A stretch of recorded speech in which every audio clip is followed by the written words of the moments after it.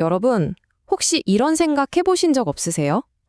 법이나 규칙은 갈수록 많아지는데 왜 세상은 더 좋아지는 것 같지 않을까 하는 고민이요.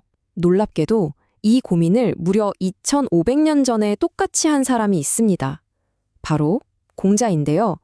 오늘 논어위정편에 담긴 시대를 초월하는 지혜 3가지를 통해 그 해답의 실마리를 한번 찾아보겠습니다.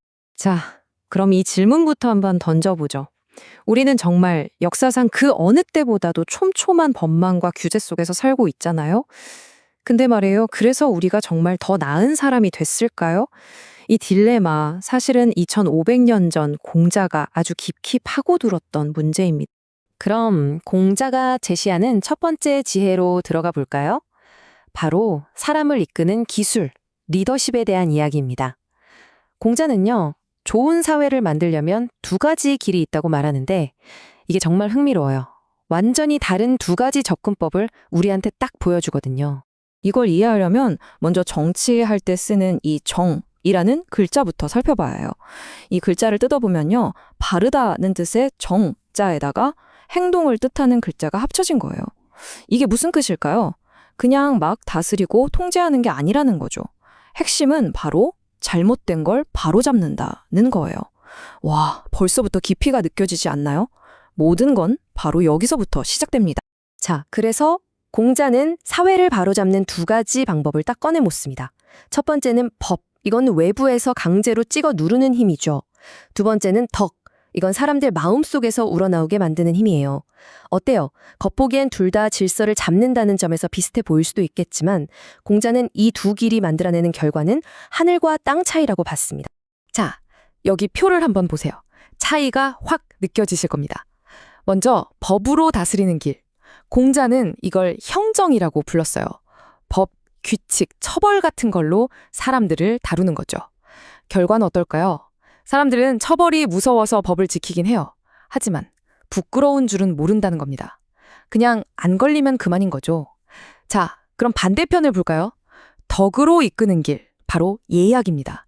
이건 도덕적인 모범이나 예절 같은 걸로 이끄는 방식이에요.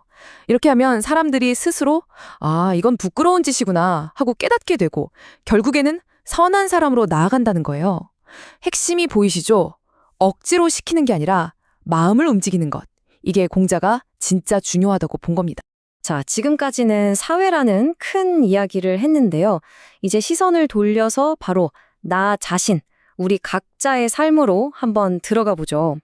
여기서 정말 놀라운 점은 공자가 자기 인생 전체를 하나의 완벽한 성장 로드맵으로 우리에게 선물처럼 남겨줬다는 사실입니다. 아마 논어에서 가장 유명한 구절이 아닐까 싶은데요. 공자가 자기 삶을 돌아보면서 이렇게 말합니다. 나는 15에 학문의 뜻을 두었고 30에는 내 발로 단단히 섰다. 40이 되니 어떤 것에도 미혹되지 않았고 50에는 하늘의 명을 알게 되었지. 60에는 귀가 순해져서 무슨 말이든 편하게 들을 수 있었고 마침내 70이 되어서는 내 마음이 하고 싶은 대로 해도 법도에 어긋나는 일이 없었다. 여러분, 이게 그냥 나이 먹는 순서를 말하는 게 아니에요. 한 사람이 평생에 걸쳐서 지적으로 또 도덕적으로 어떻게 완성되어 가는지를 보여주는 정말 완벽한 인생의 청하진 같은 거죠. 좋아요. 이런 멋진 인생의 로드맵이 있다는 건 알겠는데 한 가지 질문이 생기죠. 내가 혹은 내 주변의 누군가가 지금 이 길을 제대로 가고 있는 건지 그걸 어떻게 알 수 있을까요? 그쵸? 이건 나 자신을 아는 문제를 넘어서 타인을 제대로 꿰뚫어보는 문제로 연결됩니다. 여기에 대해서도 공자는 아주 구체적이고 실용적인 방법을 제시합니다. 사람을 제대로 알려면 이 3가지만 보라고 말이죠.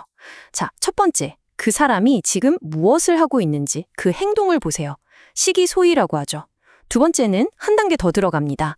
그 행동을 왜 하는지 그 동기를 관찰하라는 겁니다. 관기소유. 자, 그리고 마지막, 이게 진짜 핵심이에요.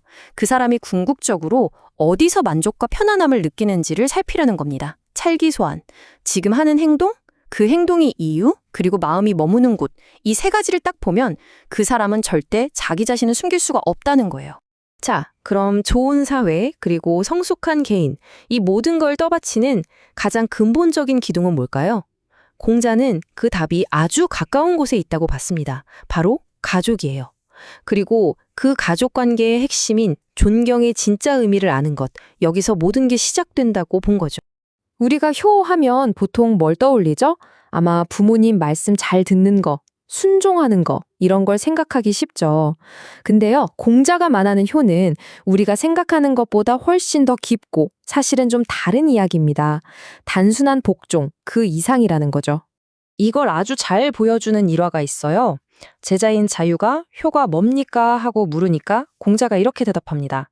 요즘 사람들은 부모님을 물질적으로 잘 모시는 걸 효라고 생각하더라. 그런데 개나 말 같은 동물들도 다 주인이 먹여 살리지 않느냐. 만약 부모님을 모시는데 공경하는 마음이 빠져 있다면 그게 동물을 기르는 것과 대체 뭐가 다르겠느냐? 와, 정말 전곡을 찌르는 말 아닌가요? 바로 이겁니다.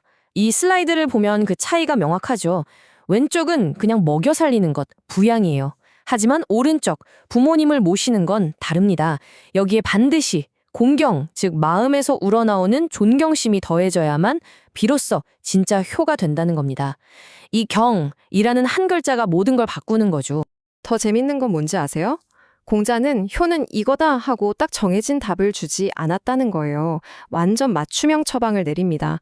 예를 들어 권력가였던 맹의자에게는 예의를 어기지 않는 것이 효라고 했고요. 그의 아들한테는 부모님이 걱정 안 하시게 내 몸 건강 잘 챙기는 게 효다라고 말해줘요. 또 자유에게는 아까 말한 공경하는 마음을, 자하에게는 가장 어렵지만 가장 중요한 것, 바로 언제나 부드럽고 온화한 표정을 잃지 않는 것이 효라고 가르쳤죠. 보세요. 존경이라는 게 얼마나 섬세하고 입체적인 개념인지 알 수 있죠. 결국 사회를 이끄는 리더십이든 나 자신의 성장이든 가족 안에서의 존경이든 모든 건 결국 사람을 아는 문제로 돌아오는 겁니다. 그래서 공자가 이렇게 반복해서 말하는 거죠. 그 사람의 행동을 보고 그 동기를 살피고 그가 어디서 만족하는지를 안다면 사람이 어찌 자신을 숨길 수 있겠는가? 사람이 어찌 자신을 숨길 수 있겠는가? 결국 우리의 본 모습은 드러날 수밖에 없다는 정말 강력한 통찰인 것 같습니다. 자, 오늘 이야기의 마지막입니다. 이 질문을 여러분 자신에게 한번 조용히 던져보셨으면 좋겠습니다. 만약에 2500년 전의 공자가 타임머신을 타고 와서 딱 하루만 여러분의 삶을 옆에서 지켜본다면 어떨까요? 여러분의 행동, 그 행동의 동기, 그리고 여러분이 진심으로 기뻐하고 만족하는 그 순간을 보고 나서 과연 여러분이라는 사람에 대해 어떤 결론을 내리게 될까요?